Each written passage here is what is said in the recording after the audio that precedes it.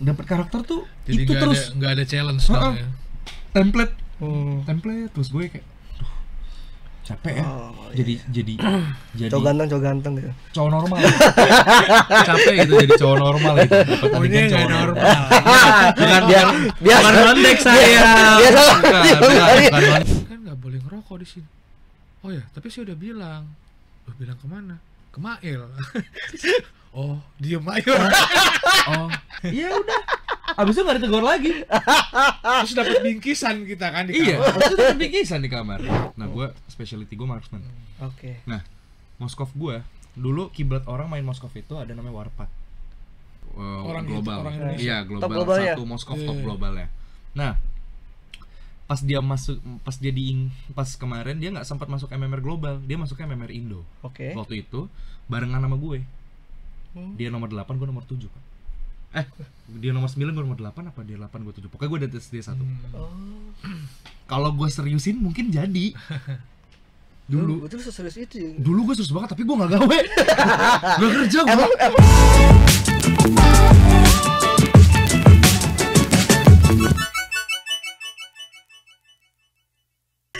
Bang, ini karena konten kita si paling seleb dari gua nih, mumpung ada Bang Mario sama Bang Ajil, kita pengen tahu kisah-kisah seleb kalian nih, kehidupan jadi seorang seleb dari kalian. Ini kan udah berkarya sebagai aktor, aka seleb juga kan. Gimana nih menurut kalian ada di titik sekarang ini itu sebuah perjuangan, takdir atau keberuntungan nih? Bang Mario. Aduh deh, yang udah melintang nih sinetronnya banyak banget nih. Dari sebelum gue lahir. Berapa tahun sih Bang di acting Bang? Hah? Berapa tahun berarti di acting? Iya, sebenarnya 2000 ya, dari 2000. 25 tahun. 2000 awal dari Extras tuh gue. Ya berkarya 25 tahun. Akhirnya cemplung. Karena emang di kampus kan, gue kan di kampus terus ketemu senior jadi Jurusan apa Bang kampus? Jurusannya teater. Oh, Fakultasnya seni pertunjukan. Ya mungkin itu satu kebetulan. Akhirnya kebetulan itu menjadi sebuah takdir. Dan ya takdir itulah yang harus mengikat gue menjadi sebuah pekerjaan yang harus gue tekunin sampai titik ini. Oke. Lu kapan ngerasa lu cocok ada di dunia acting ini Bang? Ketika itu ada duitnya. bagus lagi jawabannya. Ternyata menghasilkan gitu loh. Oh ya sudah, berarti kita harus cari tahu dan harus pelajari lebih dalam untuk bisa dapat lagi gitu. Gimana Bang perjalanan dari awal jadi ekstras terus Jadi langsung ekstras. berapa lama jadi ekstras Bang? Atau berapa judul deh kalau yang langsung Ya setahun 2 tahun lah, 3 tahun. Oke, terus Ya pelan-pelan ya ada ya sampai ya. Terus gue juga nggak pernah mau pikirin gue harus gimana, yang penting gue perbarui terus diri gue, belajar terus sampai di titik dimana ya gue bisa orang ada yang tahu gitu. Artinya justru di situ kan jadi tantangan gue harus tetap persiapin terus diri gue untuk bertahan di dunia inilah, di karir seperti ini gitu. apa yang bikin lu bertahan Bang? 25 tahun ada mungkin momen lu kayak ini gue nggak di sini lagi, di kerjaan gue mencoba yang lain. Ya dinamika biasa terjadi sih, nggak semua di seni peran semuanya, tapi tinggal ya kita aja nyiasatinnya seperti apa. Kalau lu gimana ngerasain itu? Lu sempat ada rasa kayak gitu? Ada, ya manusiawi aja menurut gua. Tinggal gua harus berpikir apa yang mesti dilakuin ketika gue menghadapi situasi itu, nggak bengong juga kan, ntar ngeces lagi. Apa aja lakuin. Selalu kan lu dari teater sekarang selalu udah mulai banyak sinetron, kemudian film juga dan series juga. Kenikmatan apa Bang yang lu rasain Bang? Mungkin apakah ini adalah sebuah pekerjaan yang lu impikan dari dulu kuliah kah? Iya, kalau impian sih nggak juga ya. Maksudnya gue begitu terjerumus masuk teater, akhirnya masuk dunia seni peran dan belajar terus, akhirnya sampai ternyata ini karir yang gue harus jalanin itu. Jadi nggak terlalu banyak apa sih istilahnya, nggak obsesi ya, ngalir aja gitu. ngalir aja. Oke. Kalau lu Jil apa gimana, beruntungan atau takdir atau perjuangan jadi di titik ini? Ketiganya menjadi satu sih ya, maksudnya apa yang ngerasain? Gue berkarir kan dari gue umur 6 tahun. Dari boyband kecil ya, boyband cilik. Belum, bahkan Model. belum boyband, Belum model, cilik. dan gue iklan lokal. Lomba acting juga gitu. Pentas-pentas di Medan itu 2006 2007. Gue tuh nggak ada jadi artis lokal dulu berarti. Misalnya. Ya bisa dibilang ya, maksudnya gue seniman lokal. Iya. Terus. Berarti kan terhitung udah berapa tahun ya? Sampai sekarang 14. 14 tahun. Iya. Iya jadinya gue ngerasa beruntungnya bukan gue masuk ke dunia ini, beruntungnya gue cinta dunia ini. Oh, ya. Itu sih menurut gue. Dan gue berjuang untuk masuk ke dunia ini karena emang gue nggak tahu ya, yang gue rasa kayaknya akademis gue jelek deh. Kayak gue goblok gitu. Iya, terus maksudnya kayak ternyata gue percaya setiap manusia pasti ada titik yang dimana kayak ini kayak bisa dikuasain gitu. Dan yang gue lihat yang gue kuasai sepertinya yang bisa gue pelajari dengan gue fokus dan gue bisa masukin semua ilmunya.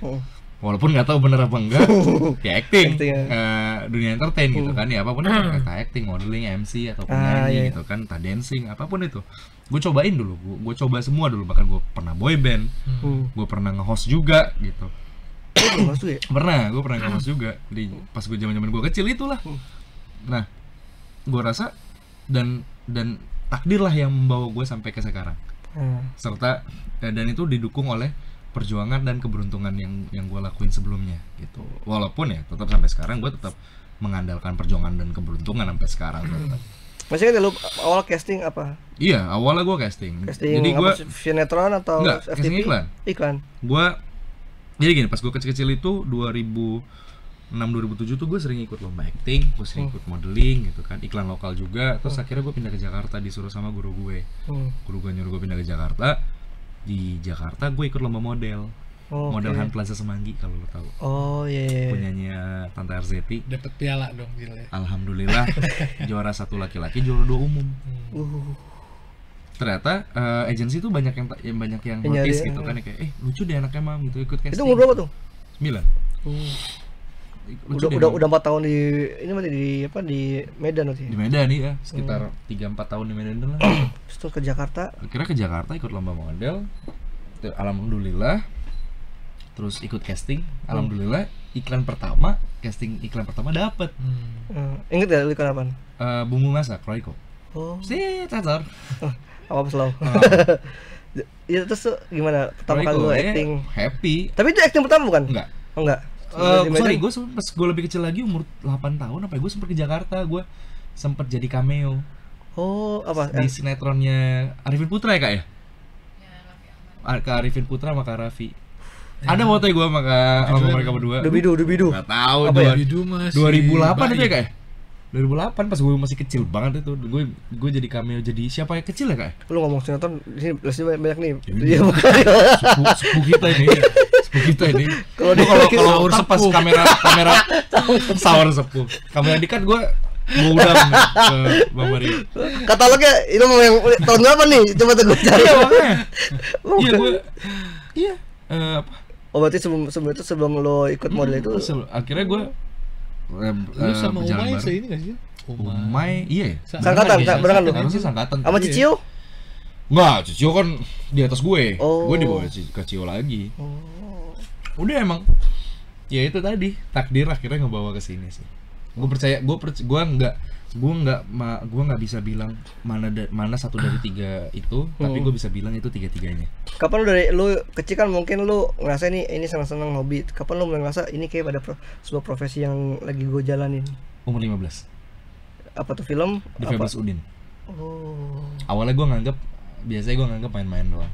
Sumpah, gue bener-bener nganggap itu main-main doang sampai akhirnya gue umur 15 tahun gue dapet film The Fabulous Udin itu 2016. 2015 lah segituan lah, umur 14-15.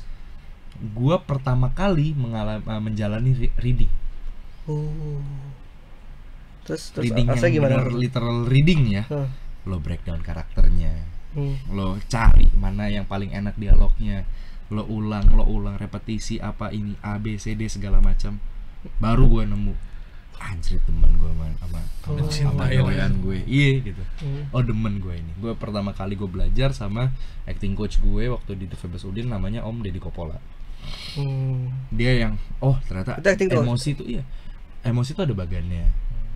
Ada bagan merah, ada bagan kuning, bagan hijau gitu, yang dimana setiap scene itu jadi pakai kertas lagi. Gue suka nge-breakdown, gue suka kayak kertas-kertas itu digabungin yang kayak data-data.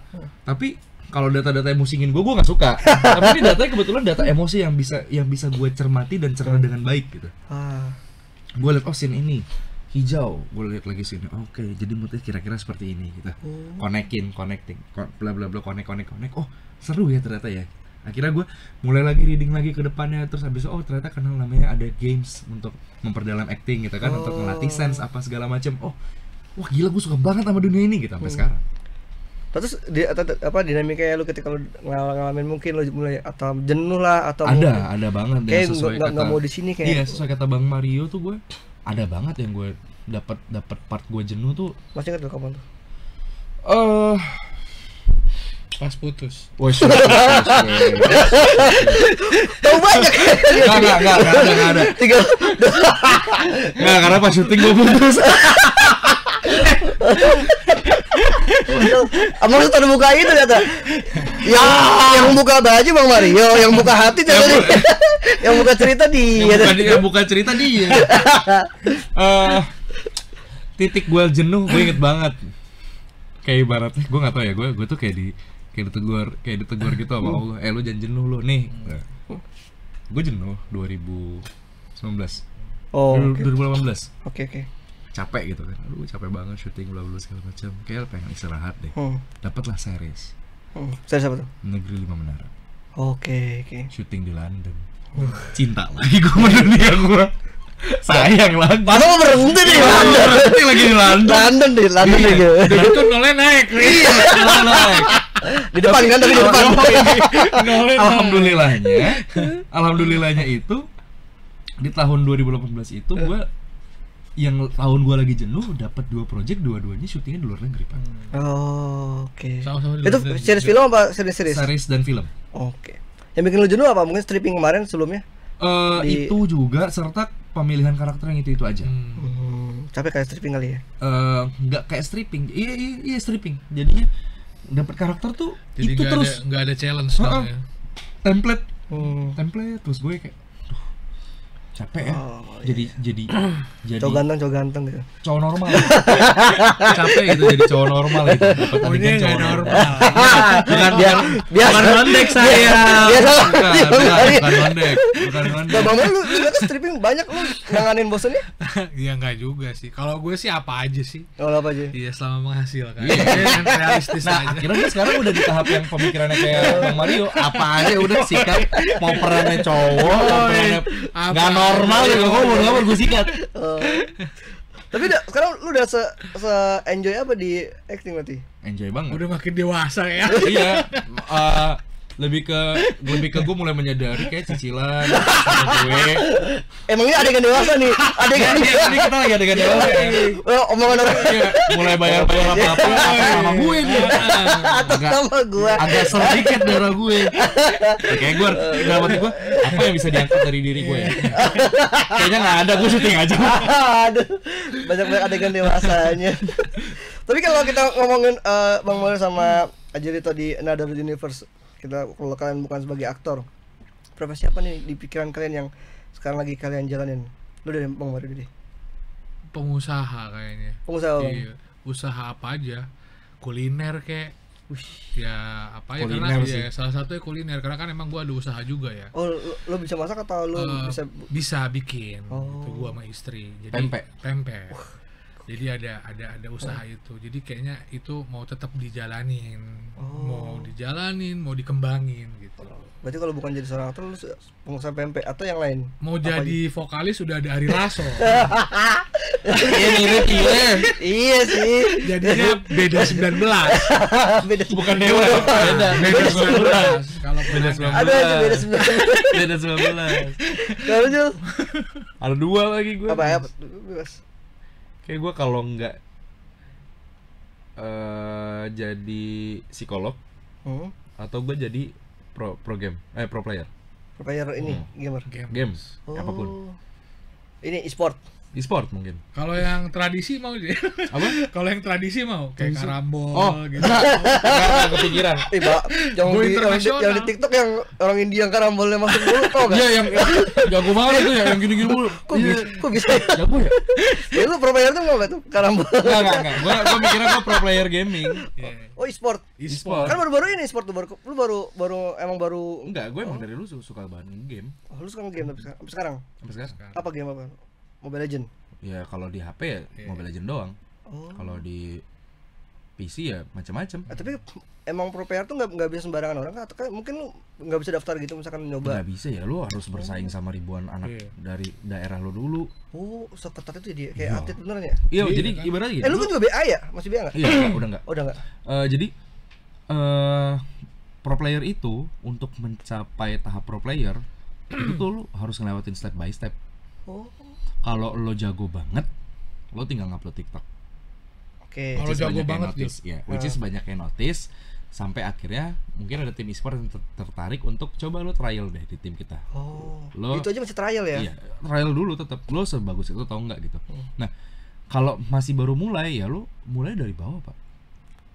Ada stepnya lagi, lo mulai dari contoh mulai dari sekollah. Sekolahnya dulu nih, bahkan bukan sekolah tuh sekolah ya, sekolahannya dulu, kelas tuh kelas. Atau mungkin kalau misalnya ternyata satu kelas ada 15 orang yang main Mobile Legends misalnya, ya udah atau 20 orang, ya udah dibikin dulu di situ. Tim yang paling kuat di situ ya menjadi penguasa di kelas itu misalnya. Kelas adu sama kelas lain, kelasnya diadu tuh, semuanya diadu. Siapa yang paling kuat ya itu berarti perwakilan sekolah ibaratnya. Dibikin lagi, ya udah sekolah ngelawan sekolah lain. Ternyata ya udah dari semua sekolah yang paling kuat nih sekolah si A misalnya gitu. Diadu lagi dari masing-masing kota dari masing-masing daerah. Daerah dulu kan nggak langsung masuk kota, dari masing-masing daerah. Kayak misalnya kabupaten. Ternyata gua paling ibaratnya gua paling kuat se Jakarta Selatan misalnya. Gua aduan lagi sama Jakarta Timur. Aduan lagi sama Jakarta Barat buat DKI untuk mewakili DKI gitu-gitu step, dan emang ada step by step ya. Gila ya beneran. Kalau lu udah kuat se-DKI ya lu coba adu lawan kota provinsi-provinsi lain sampai akhirnya lu misalnya entah mungkin udah di DKI biasanya udah terbuka tuh jalannya tuh. Lo bakal banyak yang notice, lo bakal kenal banyak pro player juga gitu. Dan kayak ya udah coba lu ikut trial di MDL gitu. Atau MDL tuh buat yang tier 2-nya dulu kan, development league-nya, baru lu masuk ke league utamanya. Kenapa lu mau jadi pro player? Apa karena lu suka game atau lu senang sama tadi tuh mungkin perjalanannya? Enggak, gue suka game. Dan gue emang ya kalau misalnya emang gue nggak jadi aktor, mungkin gue akan benar-benar mengikuti jejak itu. Lu pernah nyoba pengen trial apa di mana? Belum nyoba. Belum ya, karena memang gue dari kecil udah gawe jadi kemarin jadi BA e-sport. Lu pernah main sama ini? Gue main, gue sama mereka ya main. Sudah gua sama mereka. Sudah gua apa? Jago banget. Itu apalagi yang internasional ya dia. Iya, tapi alhamdulillahnya nggak tahu kenapa gue keep up. Oh, lu bisa ya? Iya keep up ya, tapi nggak sejago mereka. Tapi keep up, gue bisa ngikutin. Ya udah mereka maunya gimana, ayo gue ikutin. Gitu. Tapi nggak bisa bikin ngeplan gitu, karena kan gue nggak pernah belajar. Lu follow aja. Gue cuma follow the flow aja. Udah, simple. Tapi kalau keinginan lu buat jadi pro player tuh baru sekarang ini atau? Enggak, udah lama. Sebenarnya udah kayak, wah gue kayaknya kalau misalnya gue nggak apa, nih ya zaman gue, ya mungkin kalau penonton ada yang tahu, lu main Mobile Legends nggak sih? Enggak tapi. Enggak. Oke, jadi gini. Tahu dong. Waktu gue bahkan di zaman gue lagi SMA kelas 1 atau kelas 2 ya, gue lupa tuh.